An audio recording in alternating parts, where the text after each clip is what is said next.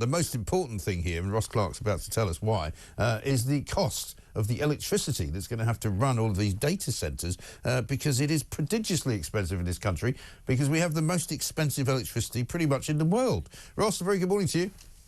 Good morning, Mike. Hi. So, here we are. I mean, everybody's talking about artificial intelligence. I've yet to find anybody who can really kind of define what it is, how it's going to be so useful to us, how it's going to generate 47 billion pounds every single year for 10 years for the economy, and how this great sort of, you know, revolution is going to change our world.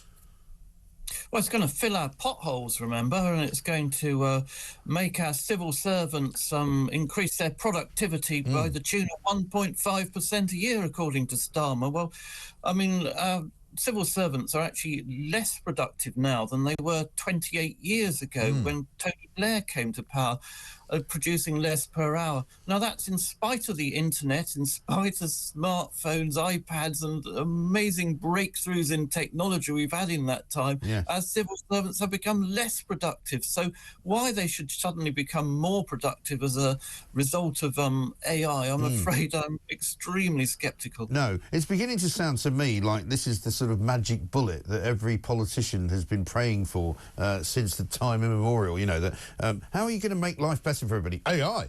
Well, you know, how are you going to improve productivity? AI. How are you going to get more teachers into schools? AI. How are you going to get the roads more easy to navigate and less, busy with congestion? AI. You know, it's going to be this straightforward answer. But if you actually ask them what it is, it's a bit like net zero. They can't define it. Yeah, well, it takes me back to Tony Blair and his government. Of course, then the time the internet was going to be the answer to everything. And but actually, when Tony Blair was put on front of a computer, he actually struggled to order his wife Cherie a bunch of begonias online. Right. And then he went on to or commission that ill-fated NHS IT system, if you remember, which cost taxpayers £10 billion and didn't work. So, of course, you know, AI will be the future as the internet was the future, but that doesn't mean that the government's going to make a good fist of taking advantage of it. And as you say, it's just become a sort of bit of a get-out clause, hasn't it?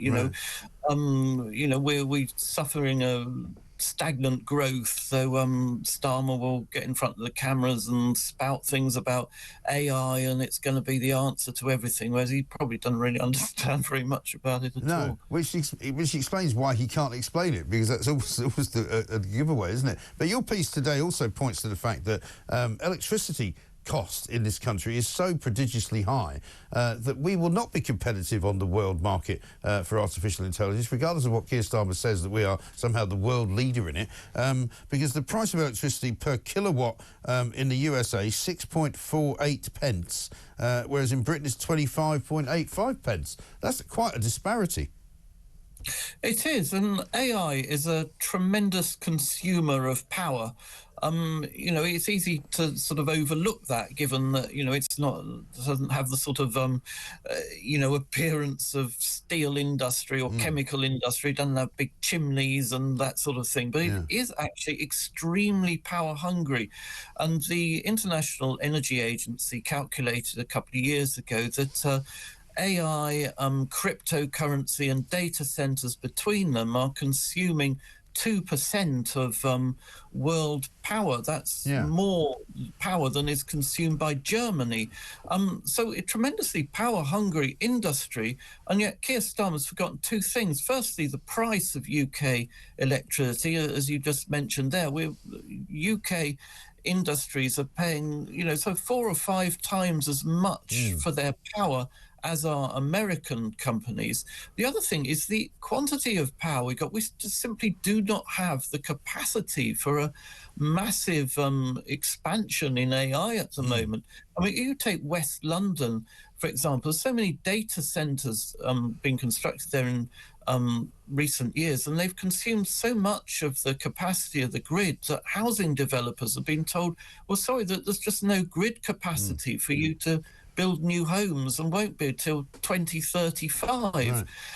We're importing 16% of our power last year was imported. And this is all because we've closed down the coal power stations and, we haven't constructed a viable national grid without it. We're trying to sort of live on Ed Miliband's wind turbines, which of course are intermittent and so on. And, we've got now commercial users of power being told, at peak times when there's not enough wind energy being generated, well, sorry, turn off your, we'll pay you to turn off your industrial plant and so on. Well, a dynamic AI industry is not going to want to operate in that kind of environment. No, quite. And so they'll just go somewhere else, as indeed you might expect. And also, as the Sun points out today, the other sort of opposition, I suppose, to this AI revolution will be the unions. Because the one thing that you know about this government is that in the course of the next year or two, unions will be much more powerful than they were back in July of last year when the Labour government were elected. We've already seen strike action resulting in them all getting a pay rise in the railway area and in the NHS as well. And basically, the Sun's leader says today, is this union-funded government really ready to force the union Luddites to embrace the future? The answer to which is probably not really. No, well, if you're going to incorporate AI into civil service, other parts of the public sector, it's going to require changes in working practices. And, what have we had? The experience we've had of this government so far, back in July, nodded through these massive pay rises to train drivers, junior doctors and so on, and asked absolutely nothing in return in terms of changing working practices. Yeah. We still have guards on some trains. Well, though, that job was effectively made redundant back in the 1860s when signalling, railway signalling technology improved. We still have this rostering problem where train drivers, train guards and other staff are under no compulsion to work on Sundays. And so the rail company has to beg them to do so. Well, I mean, if you're not going to ask, if you're not going to demand that unions agree to change those kind of make those simple changes to working practices, I mean, how are you going to sort of persuade them to accept AI doing part of their job? Yeah, exactly right. So, I mean, this revolution, as it was announced yesterday, has kind of not exactly hit the ground running. It's kind of just hit the ground, hasn't it? Yeah, I mean, it's important to note here that the UK is actually, at the moment, has the third biggest AI industry in the world. It's a long, long way behind America. But, we actually do have a reasonably healthy AI industry at the moment, which I'd say has developed in spite rather than because of government policy. But, if you want it to expand, you're going to have to solve those problems of the infrastructure, the grid infrastructure. You're going to have to bring down energy costs. Yeah. And, we're also going to have to look at those sort of national insurance contributions, which has just sort of killed off recruitment, job creation, because it's added so many costs onto employers. And in terms of when all of this sort of starts happening, I mean, a lot of people tell me, well, we're already using AI for all sorts of things already, so, we kind of are already underway. But I'm just struggling to explain it to the people listening to this show and watching this show. And I think, like me, they're kind of all a bit baffled as to what it all means and how their lives are going to be changed as a result. Well, I mean, AI has, obviously very, very large number of applications.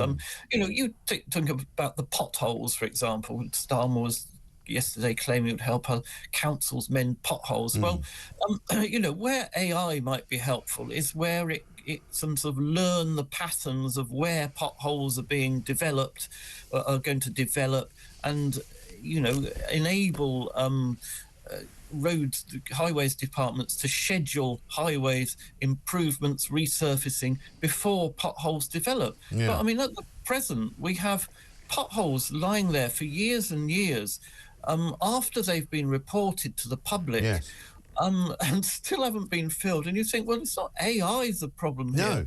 No. The problem is sort of a lack of tarmac gangs, a lack of Right. men in donkey jackets with steaming buckets of bitumen. And of course, you know, councils seem to be more interested in spending their money on diversity and inclusion and all Yes. that kind of stuff than on sort of actually physically Well, doing this is work. it. I mean, you know, the idea that AI somehow helps the pothole problem, as you say, is only good enough if the people who are actually filling in the potholes are still doing their job, because there's only today in the Telegraph an investigation has revealed that up to 82% of the miles of local roads flagged as in need of maintenance have been ignored by councils all of last year, left unrepaired. Those holes are now at record levels because basically there's nobody doing it. So it doesn't matter whether AI is reporting it, it doesn't matter whether AI is measuring it. If nobody's filling in the potholes, you've still got potholes at the end of the day. No, exactly. I mean, the roads are in better condition before we had an internet, let alone AI or anything else. You know, say it's tarmac we need. I think, you know, if you highways departments were on top of potholes, on top of road maintenance, then AI would have a function in, you know, enabling the most efficient scheduling of repairs. But I say, you know, at the moment, the whole system is failing because we're simply not putting in the money into the sort of actual physical repair of potholes. And until we do that, then AI is not going to help us one bit. No, quite. Ross, good to talk to you. Thanks very much indeed. Ross Clark, columnist in The Sun. He's in The Sun today on page 10, writing all about AI. How will we power the AI revolution with no power? And I think it's a pretty good question. You can find that in The Sun today.